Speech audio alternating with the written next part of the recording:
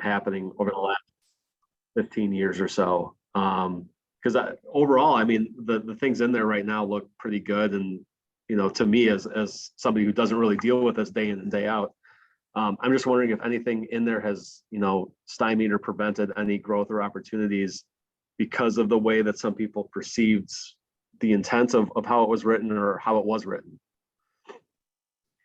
I would say, as with the whole comprehensive plan, we completed many of the goals and objectives within the plan. We were able to secure money for rehabilitation grants in order to make sure we can preserve the older housing. Nick was able to get a foundation grant that Amanda just spoke of. You know, the balance of housing supply, I guess, on the second bullet point, you know, sometimes I would say this comes more into our housing study, but sometimes zoning can be a challenge to provide a combination of rental and owner. And I think that Carlos addressed that in our first meeting and what alternatives might be available. But I wouldn't say that we ran into any issues as this was our guiding document. I would say, other than there's on policies and actions, the second one talks about encourage mixed use and mixed income, infill and redevelopment. And I guess my comment would be that we've worked with Habitat in Winona County to take, for example, tax forfeited properties and have them be infill developments for affordable housing. But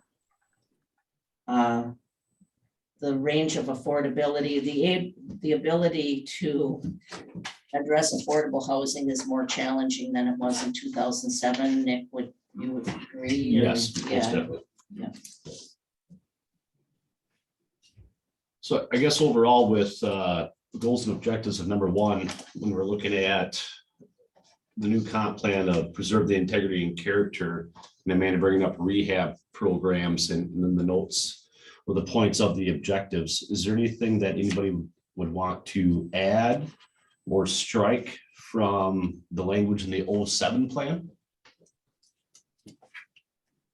And that can be, again, some homework if you need some time to. Yeah, if nobody had, yeah, if nothing comes to mind right now. So that's, yep, sorry. Can you hear me all right? Yes, sure can. Okay, great. One of the things that I noticed when I was reading through is that in recent years, we've just begun getting a real good, accurate count of our long-term homeless or chronic homeless population. And so in this plan, I know that our homeless youth have been underreported. And I know that the adult population has also been underreported. So we're starting to get an accurate count just in the last like 2 years. So when we look at some of the data from our previous, the 2016 plan, I think that it might be underestimated. So I would like to see, more language directly related to supportive housing, or, addressing some housing population.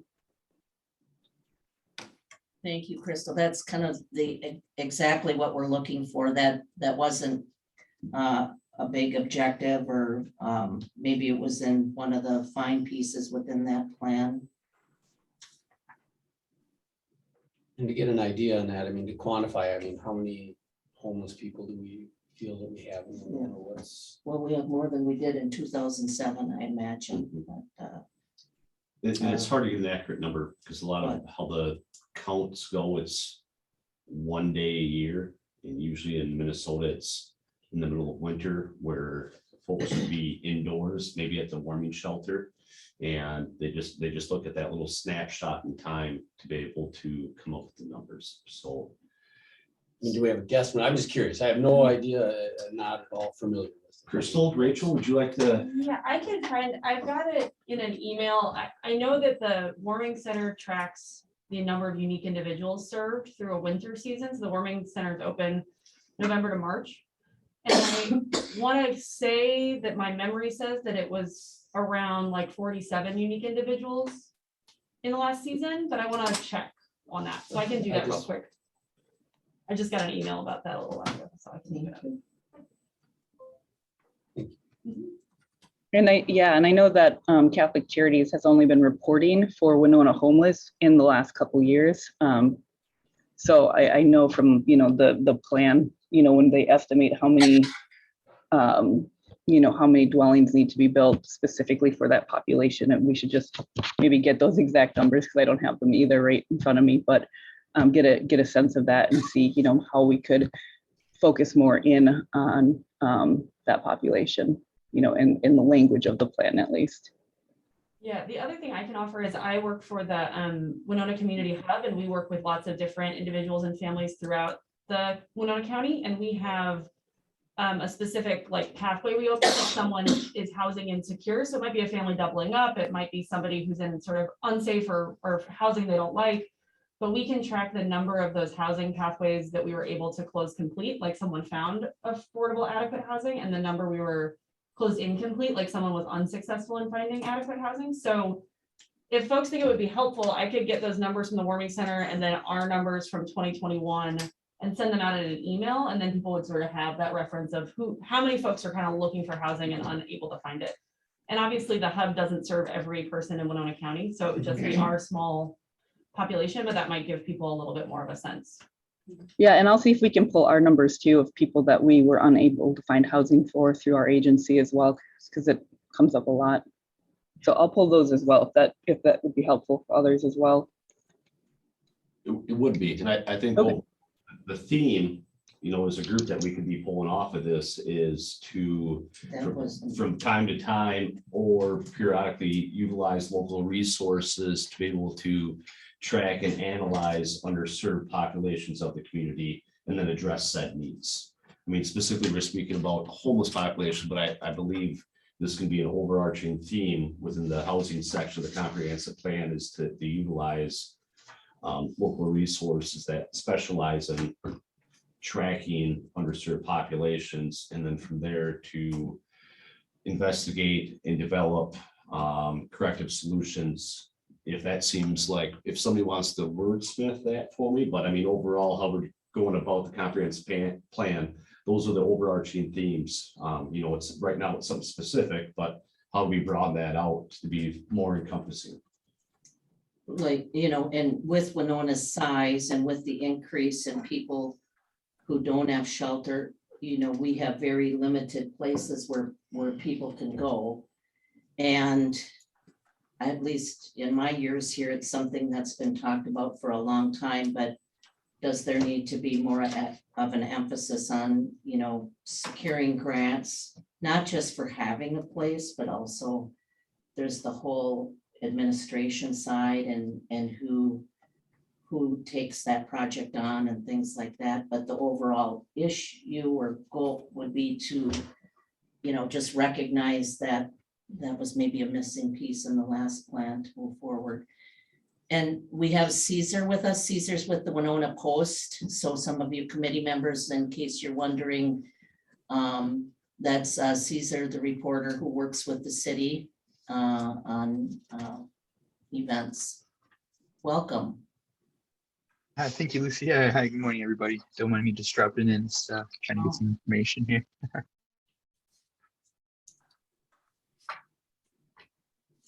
You were asking if goal 1 remains pertinent, and I think that it does. Okay. There's still significant repairs needed. Yeah. As you drive around town and look at the housing. The next two goals you see there, one is balanced housing supply and rental housing. Maybe we can take them each a piece, but one of the objectives in balanced supply was using commercial areas for mixed use housing. I guess an example of this is, let's say there's the empty lots behind Menards or Walmart. Traditionally, that's always been thought of as more of a retail use, but could it be a mixed use? And I think that's an example of what was meant as that goal 2, objective 3. So not to get in the weeds, but is balance still an issue?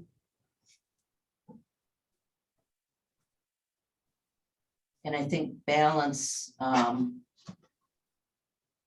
included affordable too, but maybe not emphasized enough since it's becoming more of a challenge. I I mean, think I think it was an issue, especially when what we saw in the, engagement that Engage Winona did, that a lot of people were saying it's hard to find that, that you have college housing or college apartments, but you don't really have, the young professional places to live or affordable young professional places to live. So I think that, and I don't know if that's considered balanced housing, but I think that's one area that Winona doesn't really seem to have. Or perhaps the missing middle, I think, was talked about a lot by staff during the report too. Mhm. I can make a comment. on Yeah, that. I would agree with both of those. I am curious in that bullet point 3, focusing on opportunities in the downtown and along the riverfront. Is that still something that wants to be considered a focus? And if that was a focus in 2007, was there any movement in that direction? I would say there was quite a bit of housing added in downtown since the 2007 plan, and we get into that when Nick talks about the numbers of units that have been created and where they've been created, which will come at the next meeting. But I think that there was a focus on opportunities in the downtown area. There was an effort that the city chamber Main Street took on called Opportunity Winona, where we paid for a housing study to determine what the need for housing was. And there was recommendations to focus on riverfront and downtown. So I think that there was quite a bit added in that area. I mean, just off the top of my head, the con 60 units. Chris, how many units did you? Well, I want to make a comment. Number one, what is including what does that say where the picture of Mr. Casper's taken out? Sorry. let That's me- all right. I'm just, There you go. okay. So I just want to make a quick comment on that. I just recently did a development for working class people, kind of not targeted to anybody, but it was meant for not as much college can be, but more working class, with amenities that somebody would want in a working class situation. And I was uncertain about it because I have a lot of college student rental, but I wanted to diversify, and that's what the city said they needed. So I wanted to take on a project like that. So I did, and it's been amazing how many people are coming. I was blown away with how many people are kind of coming into town. I got like 70% of the people have different license plates working in the area just for temporary, but some are staying. And also the rents, they actually can afford more than the college students. They're making money too. The biggest problem we have is I think we overdid with number one, because anything with amenities, anything with parking, anything with good amenities people would want that's working and want a nice house, it's all 55 and over.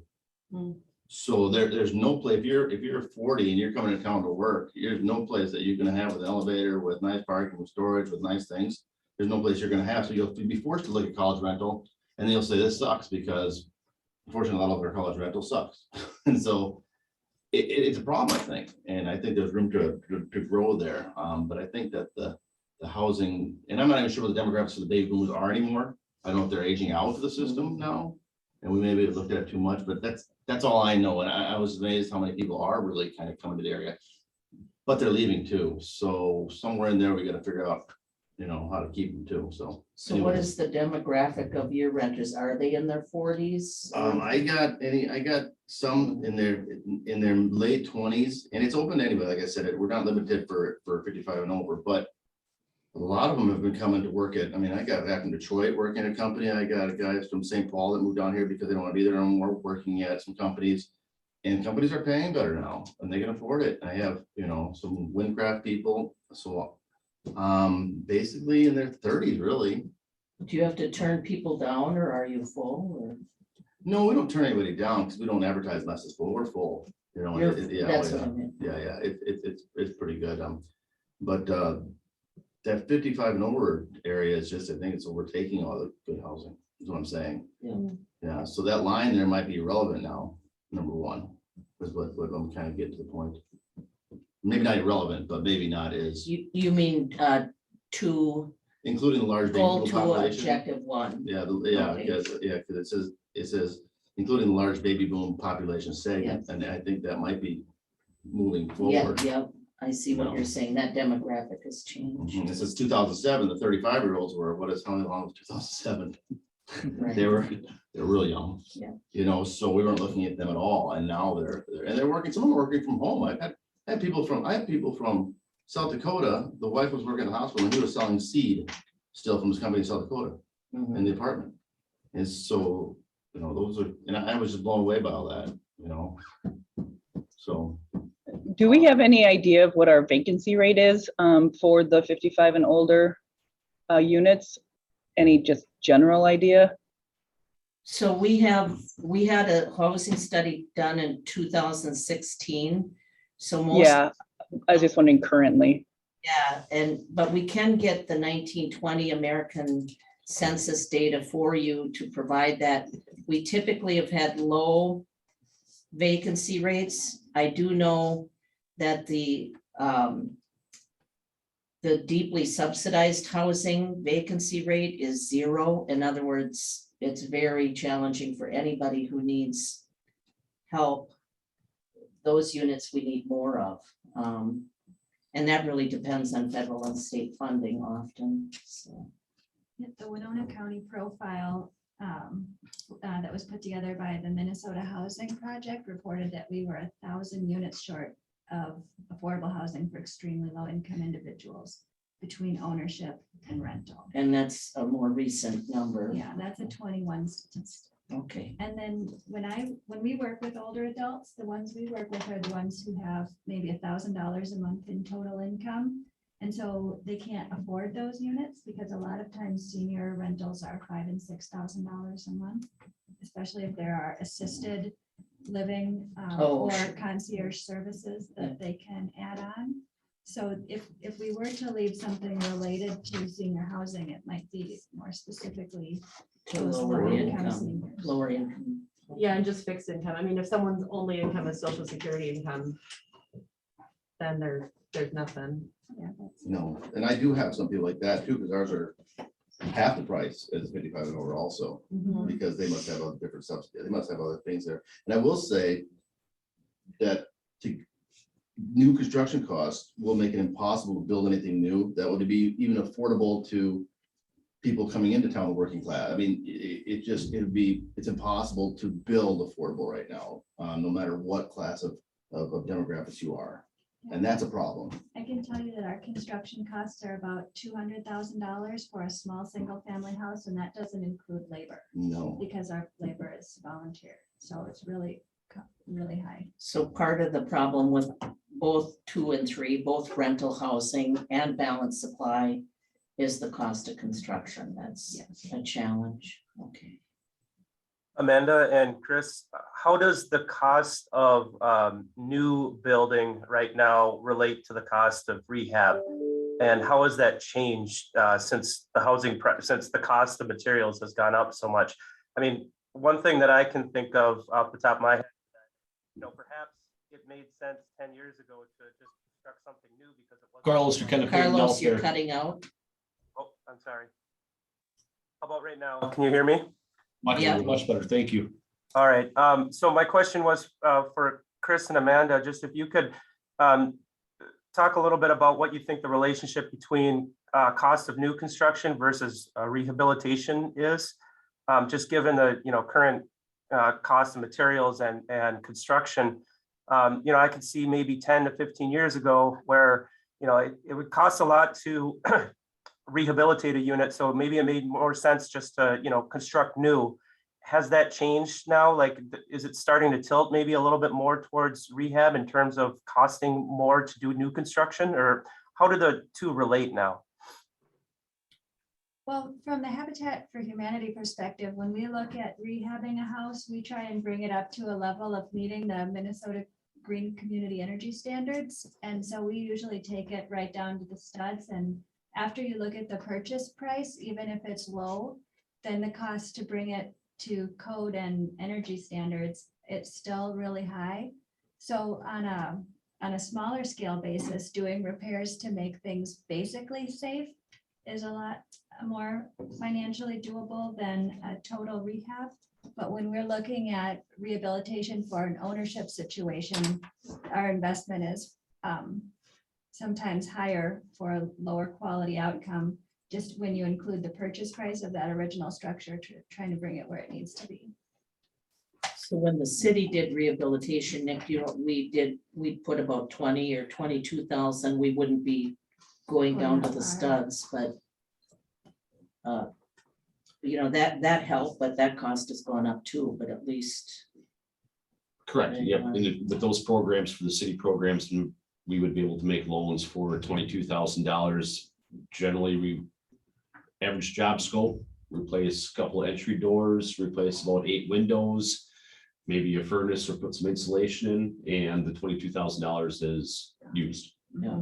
right there. So I mean, it's not a full gut like Amanda's talked about. It's not bringing a property up to code, energy efficient. Overall, it's a new construction relative to rehab, at least from what I've been reading, and for the cost differential, you're looking at maybe $30 per square foot difference.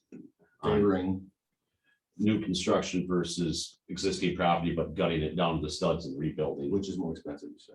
new construction. I suppose I, to me, and I've done a lot of both in this town. And single family is different than multifamily, first of all. So if you think about rehabbing a single family home, there's a whole different set of rules, whole different code book. So if you're gonna do a multifamily redevelopment and gut versus a build, the design that has to be done for safety, health, and wellness is overwhelmingly complicated.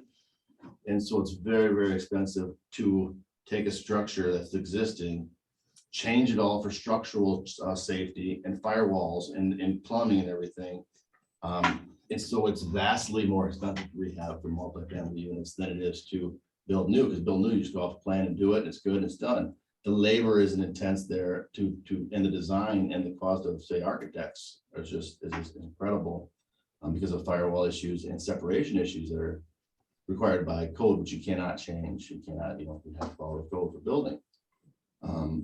That being said, too, on a single family, the problem we have with that is if you buy a house that needs to be torn down, it still commands the same price that a house that's really nice on a small lot, so you're almost paying the same price for something that needs to be torn down than you are something that's real nice. And then you want to go in there and redo it, the cost is gonna be extreme. To tear it down is gonna be extreme, so you're stuck. So a lot of times we don't get any kind of rehab on anything, and nothing changes because the cost of the property is so expensive with the house. Because our values stay stable. There's not much difference in values with something that's fixed up to something that's nothing in percentages. So the cost of tearing something down, you got 50,000-60,000 in a 1,500 square foot house to tear down.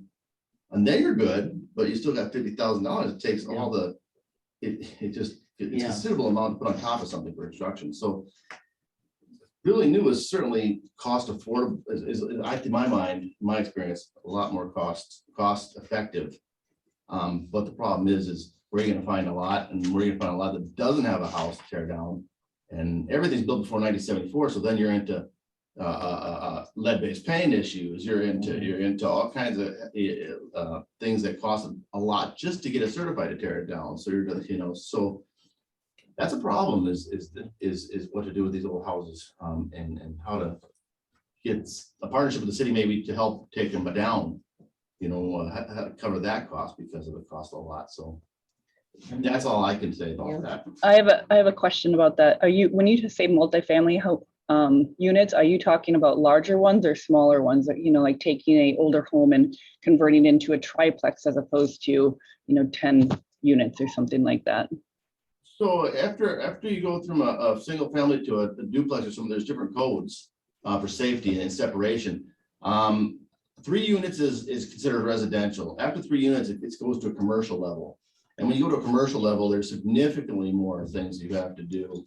Sprinkler systems, more firewall breakage, more kind of safety stuff that cost a significant amount, but the line of is 3 units to 4 units to go to commercial residential. It's still a duplex. If you turn something into duplex, it's complicated to have a separation and make it. So these older houses are not conducive to doing that, you know, especially with load bearing issues. So Yeah, my only experience is I did one older home in Winona and converted it to a triplex.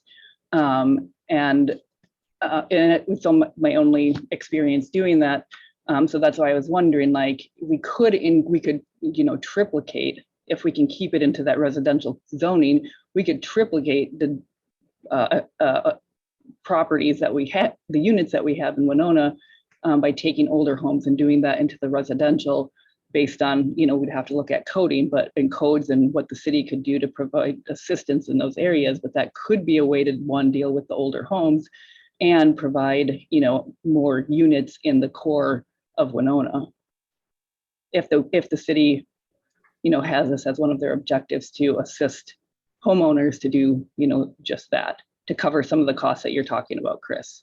well, it's to help anybody that wants to take an old dilapidated house, tear it down and put something new, no matter, you know, if they're a developer, a homeowner, somebody wants to owner occupied duplex or triplex to help pay for the cost. That's a big deal, you know, but it will help anybody that wants to make Winona better and the housing better.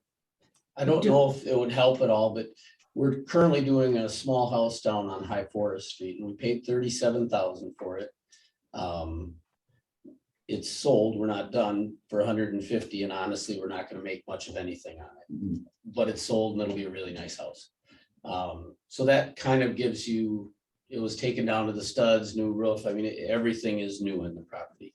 So that gives you an idea of what it costs, 150,000 for just a little, about 1,000 square foot house, you know, that's. And I wonder, is that affordable standards to Winona's,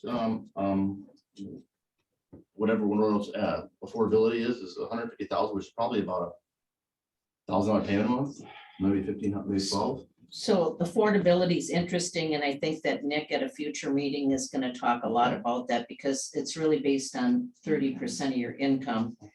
And personally, if you have kids and you're paying daycare and 30% of your income on, you can't spend 30% on housing. So there's all these other factors, but generally that 30% of income. So that would fall in 1,000 would fall in a. We can talk about. We'll talk about that in let's another not get into meeting. that right now. We should probably, I guess what we would want to do is have you look again at we've discussed some of the issues in the comp plan, but we want to get more input. There is a section that seemed to be pertinent to this discussion where, which one was it?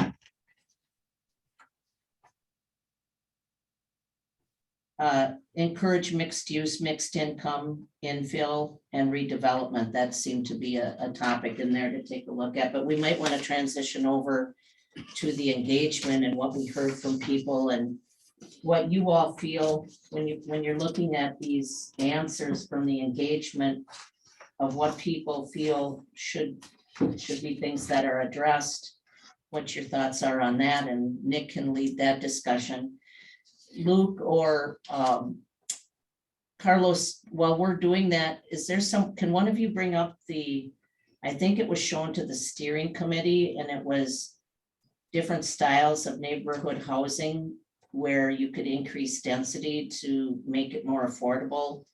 Do you have any of those pictures, Luke or Carlos, or would that be burdensome to bring them up? I can bring that up for you. This is Carlos.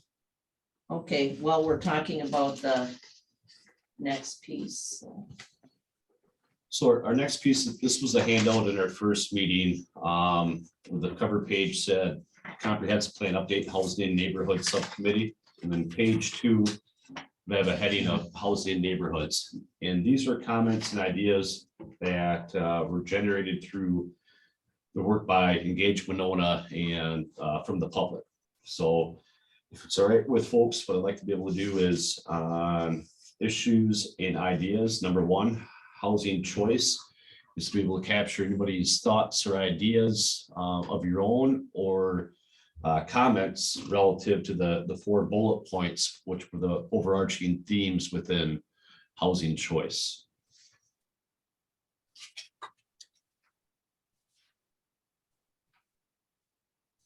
With the housing choice, just an overall in summary, it hits on affordability of housing, or maybe housing that's attainable for all income levels. It speaks about the number of commuters coming into Winona to work, and also those leaving. Just any ideas that folks would have in regards to housing choice in the city of Winona. It seemed to also capture trying to find a house, how challenging it is. Inventory. Yeah. I think probably the best thing we can do is develop the land in town that we have and find creative uses for existing spaces. And I know there's been some movement on that, but I had someone approach me the other day about some land they have that's zoned as commercial, and if we could get a variance, would we put residential housing there? And to think about these opportunities for vacant spaces or underutilized spaces being converted to housing, I think would create opportunity for a lot of these comments. Is that for more single family or for?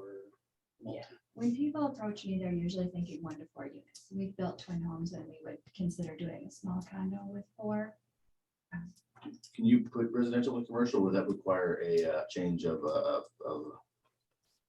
not a variance, but You comprehensive plan change, not a comprehensive plan, a zoning change? It or does- zoning change, but it could be part of the comp plan, maybe the text amendment. That's what I'm saying. And- Variance won't cut it, I don't think. No, Luke and Carlos, would that be a rezone? So that's what you would look at. You utilize commercial property for rezoning for residential. So let's say you took a commercially zoned B1, 2, or 3 and wanted to do some housing, you could do that, couldn't you? Or would you, it'd have to be mixed use neighborhood, or could you address that commercial? Definitely, you could do that within our existing code right now. So we allow commercial and residential. It can only go up to the density of the neighborhood that's right next door. So for instance, if you have a business district next to a R2 zoning district, which allows up to 4 dwelling units on a piece of property, that would be the max in that business district. You couldn't put apartment building unless that business district touches an apartment style zoning, which is our R3 designation. So it's trying to maintain the character of the area, but it is permitted. So what about in manufacturing and M zoning? Can that require a zoning change also? So there's a lot of riverfront property, a lot of property that's zoned manufacturing that's just empty, east and west side. What would require to, manufactured area that maybe there's no manufacturing being done? Definitely, and that would get into a little bit more of the land use subcommittee, but that would be designating those areas for potential commercial, residential mixed use, even though they're currently zoned for industrial. So all those areas would need to be rezoned from industrial to something else to allow for dwelling units in there. Both of our industrial zones do not permit dwelling units within those zones. When taking that into consideration, I just want to note that I would hate to see us use that land for housing development and make it only affordable housing, which is kind of like classically what's happened in history with redlining, where those of more modest means end up in these industrial areas that are sometimes toxic and loud and they smell. And I mean, there's a whole laundry list of issues. So I just want to make sure that we're thinking about those things if that's something that's being considered. You're saying that people in the industrial areas of means don't end up there, or people that are needed more affordability don't end up there? Yeah, so historically, when this sort of thing has happened, you were like, oh, we need affordable housing and we want to convert some of these industrial areas. We'll put all the poor people in the industrial areas. And then those areas are segregated, they're more dangerous, there's toxic fumes sometimes, they're so we just want to avoid that can happen kind of logically, like, oh, we need these two things. And we just want to make sure that we're not further segregating low income folks from other. from other neighborhoods, you know, we want to make sure that if we're gonna increase housing affordability, we want to make sure that those folks who need affordable housing, you know, have access to parks and schools and neighborhoods, and that if we are gonna use industrial areas for housing, that that's done in a way that doesn't make that housing really not desirable. I think of So- Winona, most of the manufacturing is on the riverfront, so I think that would be the opposite of Winona. It would be more attractive to have the manufacturing riverfront stuff. So I don't know if that's a factor too. You don't want that end over there. That's why I was confused about the question. I think what Joby and Rachel are bringing up, though, is addressed through the three, help me out, Luke or Carlos, that what we're looking at through our plan is that we're making sure things are inclusive, equitable throughout our plan, so that when there are recommendations that are made for housing, for example, and it would go to the steering committee, they would look at that and say, but we need to make sure that we're not just putting the affordable housing in the least desirable place or the most unsafe place. So those themes that carry throughout our plan would have to be considered as in that context. Does that sound right? That sounds perfect. In addition to that, I think what we're really looking for is, mixed income, mixed use. So not leaning toward any type of segregation of uses or segregation of income, really looking at that integration factor, basically allowing people more choice to live in different areas so that you're not prohibited financially or from some other means of living in an area, that there are more options for people across the board. And really that's what we're looking at. As expensive as it is to fix things, how do you accomplish that feat though, to make it so that everyone, that someone can live? You can't take the nicest property and put the cheapest rent on it, you know what I mean? So how do you accomplish that? So part of that is adjusting our regulations to allow an increase in number of units for a conversion of a property from, say, a single family to a duplex or a triplex, or allowing an existing large house to have a mother-in-law's unit, for instance, in it, to help to, for people to have access to areas they may not have in the past, because the property itself, there's more units to generate the money needed to pay the mortgage, essentially. Okay, thank you. It's Add to also, that, just briefly, if I can jump in there, Dave, that's a really good question. And to Carlos's point, when we change the regulations, we aren't going in and necessarily building that housing, but we're setting it up for the market effect, or the market to take on that goal and that role. So when we look at changing the rules, what percentage of existing houses are actually going to be converting to even having a second unit? Is it going to be 1%? Is it going to be 5%? Is it going to be 0.5%? And that will take over time and as the market dictates too. So when we talk about changing these rules, it might apply across a broad swath of the community, but the actual uptake of that change might still be relatively low. So even though we would be rezoning, say, 10,000 households or lots across the community, maybe only 200 of them ever end up becoming duplexes or triplexes, for example.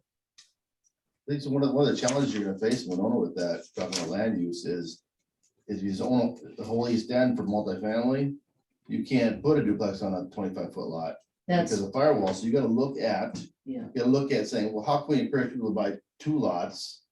Give them a triplex so they can afford buying $300,000 worth of property and then build to have affordable housing for the owner and for the tenants. Because you cannot build a duplex on a 20-foot. You got so much space by code, you just can't do it. You barely fit a house on 25-foot because of fire issue code and building codes. So that's something that I think they need to look at, trying to get away from small lots and combining lots now and make more units on the same amount of lots. So, my opinion.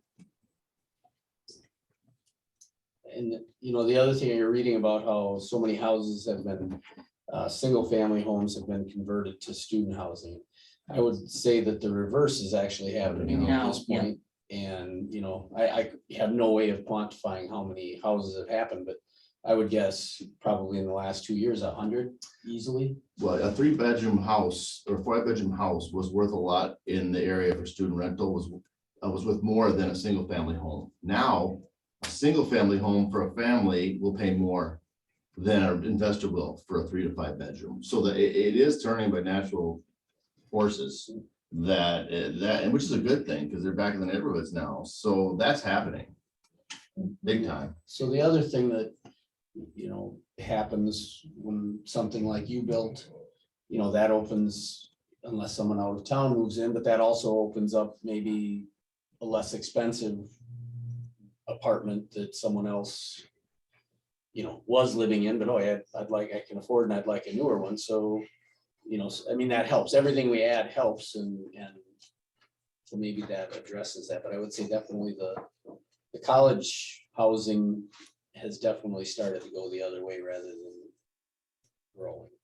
And the numbers are down. And Yep. those kind of things. I would guess, I don't know this off, I haven't looked recently, but I would guess almost a couple thousand from 2012-ish. That's happening. Speaking of that, I'm curious, do we know how much of the properties are still tax exempt? Is that 27% number still accurate? It's about 30% of the property in Winona is tax exempt or not taxable. And so what that does, we have a higher percentage than a typical community, largely due to our educational institutions. Not that we trade them for anything in the world, but we do have a higher percentage of property that is not able, we're not able to generate property taxes off of. Okay, so maybe I misunderstood. So that about 30% includes like churches, all of the property. That wasn't just to housing. No, very little of the housing is tax exempt. Is the Winona State? One of the state dormitories would be. Yeah, the dorms are And not. the East Lake project was tax exempt. Yeah. So I Franklin think that was what the big stink was back. Back in 07, Right, that's why that tax came up as an I issue. believe it was. It's a substantial amount though. Probably Hiawatha Valley's residential stuff is tax exempt too. Actually, it is not. I talked to the assessor. I certainly thought it should be, but that's not how the rules for. So. Thanks for clarifying that. Housing quality, Nick, on the next one. I just wanted to quickly add, I had a meeting with President Olson at Winona State the other day, and he said that enrollment for the fall is actually on track with being pre-pandemic levels, at least enrollment now. And I don't know how many of that is virtual or not virtual, but he was very happy to announce that. Sure. So the next section under issues and ideas, number 2 is housing quality. I believe from my interpretation, that relates quite closely to point number 1 within the goals and objectives of the 2007 housing plan. When it speaks about preservation and character, I'm just curious if anybody would have any additional thoughts in regards to preservation or housing quality for the ideas or themes for the comprehensive plan. I have thought, as we take applications for home ownership and see the nature of some of the housing that people are living in, that the city could play a stronger role in enforcement related to rentals. Yeah, in my work at the hub, I did home visits for folks that were often food insecure, housing insecure, lower income, and there are some pretty rough rentals. Staircases with wobbly, really steep stair, like these really old, and I think they're really cool buildings actually, but like an old building that has commercial on the bottom, 4 to 6 units on an upper floor with just like extremely steep stairs with loose carpet, like all that kind of stuff is tough. And so with that right now, how the city ordinance is, every 5 years is when rental units are being inspected for life and safety and being brought up to code. So with that, I'm understanding that maybe the city should investigate into more periodic. But we can inspections also or- go into a home anytime there's a complaint If the tenant says, look, I have an issue with this. Yeah. Within the 5 years, we can go in. There are some cities that go in more often than every 5 years, or they have a tiered system where if you have a landlord that, there's not constant violations, there's not constant issues, maybe you do go in every 5 years, but ones where you have continuous problems, maybe they have to be held to a stricter requirement. I don't know, but that's how some of them read. Or it could be a campaign of tenant outreach or education, potentially, of what are tenant rights, rather than, putting the burden on the business owner or landlord of more periodic inspections of letting the tenant know of what their rental rates are. So that's kind of a double-edged sword, because the things you're talking about, the steep stairs, those carpet, that's not something they can do anything about because they're old and they're grandfathered in. It's not against Loose code. carpet. Well, I mean, loose carpet, but old carpet, Yeah. dilapidated stuff, Yeah, there's certain paint. things that they can't do. And I will tell you that the city has been doing a way better job than they did 15 years ago of making people fix things. And I was against that for a while because I thought, well, that costs a lot.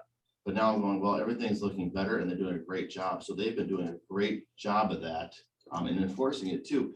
But if people start taking out steps and taking out walls, then you open up a code book to put the original code. Now you're talking, it's so expensive to update. Now it's not affordable housing anymore. Sure. So all of a sudden you're turning things that were affordable, that were older and steep steps, into something that's not affordable no more, but now they have better steps. So it's something that's like the paradigm is just so, how do you, that's what we gotta think about, how to adjust that, make it affordable for somebody to fix that, but yet keep the rent staying.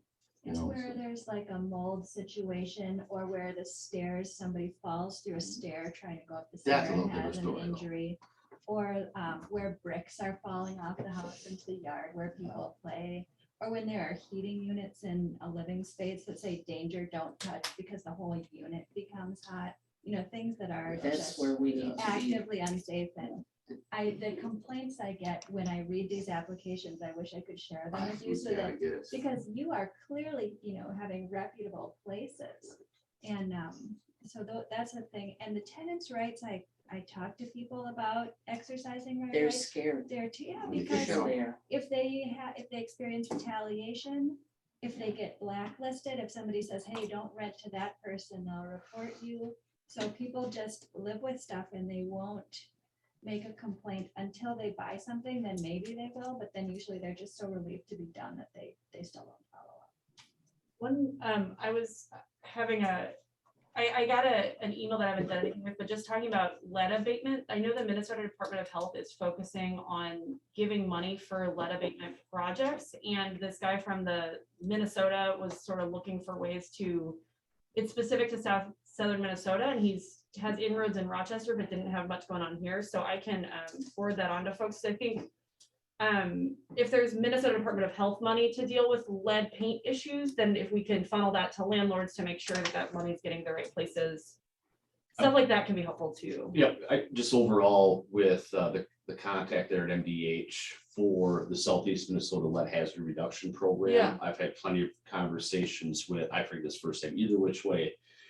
The initial program, how it rolled out, was so restrictive that they have gone back to HUD to relax all their rules so that they can actually spend that $3.4 million within Southeast Minnesota. Great. So I've had plenty of conversation with them.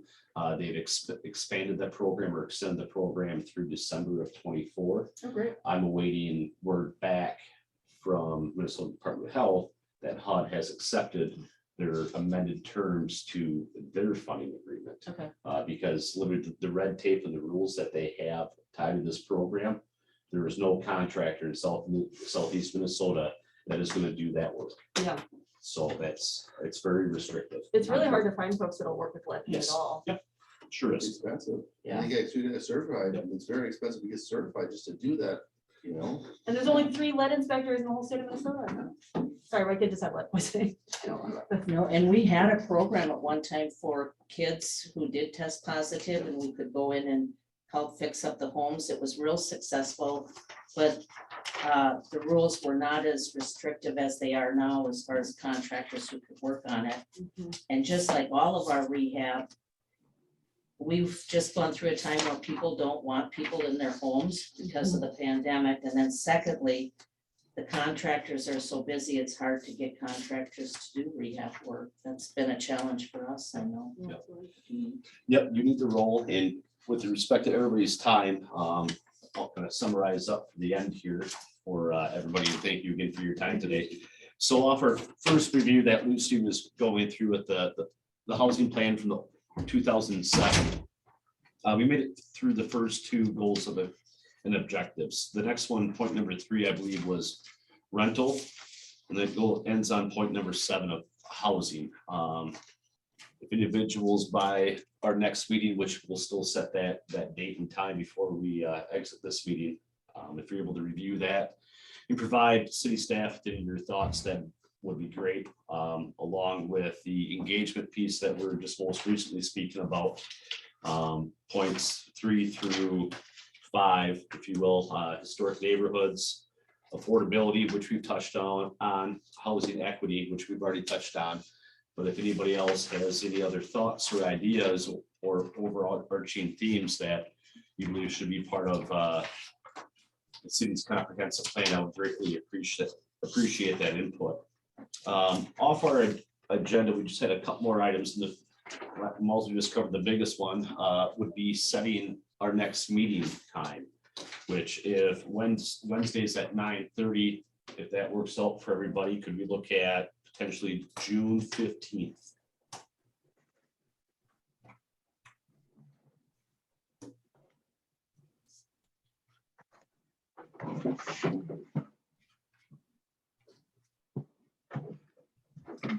Steamboat days, I don't know. When we get done, we can go down for a brat. I'm not available. You're not available that day. Okay.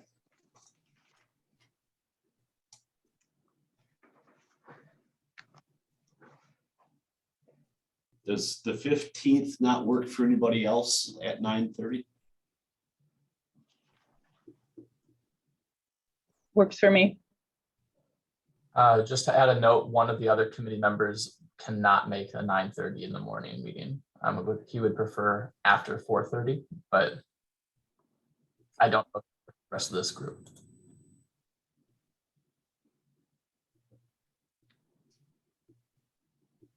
Yeah. Would 4:30 on the 15th work for folks? I guess on Luke, the one hiccup I see with that potentially would be economic development also on that day. But I'm sure we can split it up.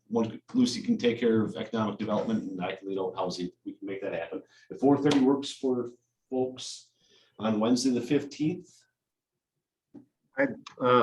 I prefer 9:30. And are we talking about 4:30 in perpetuity? Just for that particular date. Just for that date? Just for that particular date, I probably could make it work. Okay. 9:30 definitely works better for me in perpetuity, but for that date, I can make it work as well.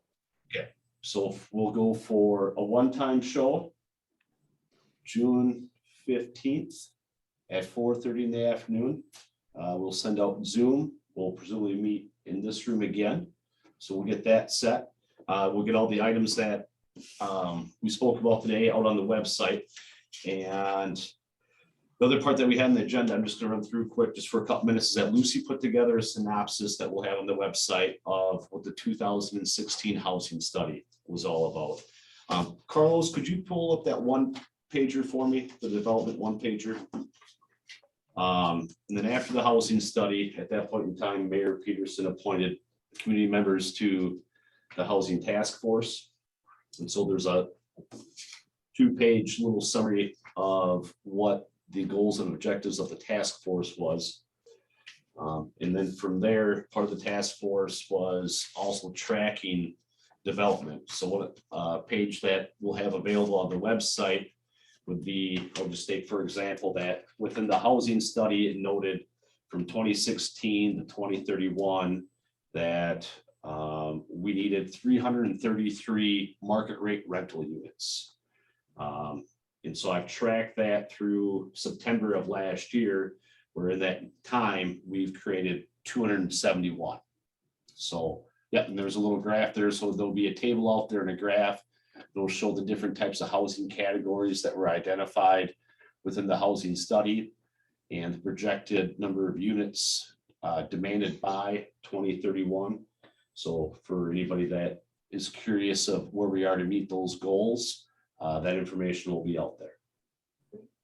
So any questions or concerns before we would adjourn? Can we get definition of what affordability is and what median income is and all that good stuff at the next meeting? Because that, I think that has a lot to do with the housing and how we view it and what we do with it. So I think that'd be important to understand what those terms that we're throwing around mean. Yep, so what I'll. The Winona area. Yep, so what I'll do on that is the numbers that we have available would be median family income, and I'll define what family is, household with 3, household with 4, what that is around the $47,000 mark. And then we'll work on our own definition of affordability. We'll throw out what HUD says, but then is affordable really the term that we want to use? Is it housing affordable to all incomes? Is it housing attainable to all income levels? And so we really wouldn't necessarily have to put a dollar figure to it of what rents would be or a family income,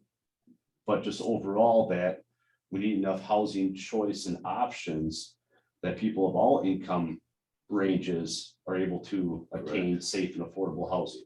But to dive down the weeds and for those actual numbers and what those look like within grant applications and HUD, yes. If we know what the median is, we'll know what this part is and this part. Right. Is, so that'll give us a good idea what the median. Yep. I can pull all that information out. Great, thank you. Not a problem. So What is it? What segment is adult rental versus like senior? Is that? adult rental, how they define that within the housing study would be, it could be twin doors that are rentals. It could be, we'll say West Burns Valley, where it's just 55 and over, that does not offer any services. Whereas where it says congregate for adults, that would be more like the Bluffview Estates, where there's some type of service provided, where maybe they'll bring you meals or laundry, and they have, I guess, more amenities to it. And how does that differ from senior? I guess I'm just the senior housing, adult housing. I just. Yeah, so with the senior housing, that's the overall numbers, I believe. So senior housing will take into effect how senior housing is Oh, this old. is a breakdown. Yeah, so that'll be, Okay, that would be thank the you. total number between shallow, deep and shallow, adult rental, congregate, assisted, memory, and, yeah, sorry, yep, good question. Yep, in between there, to all the way to total. Yep. Total units. Yep, And so- before that's what is gonna be the rental housing and the various. Yeah, so overall, yeah, on the left-hand side where it says owner occupied in all caps. Got So it. that takes into account, that's the sum of single family ownership and multifamily ownership. And then the next capitalization rental, that takes into all the rental categories. Or the subcategories of it. So thanks, Steve, for pointing that up there.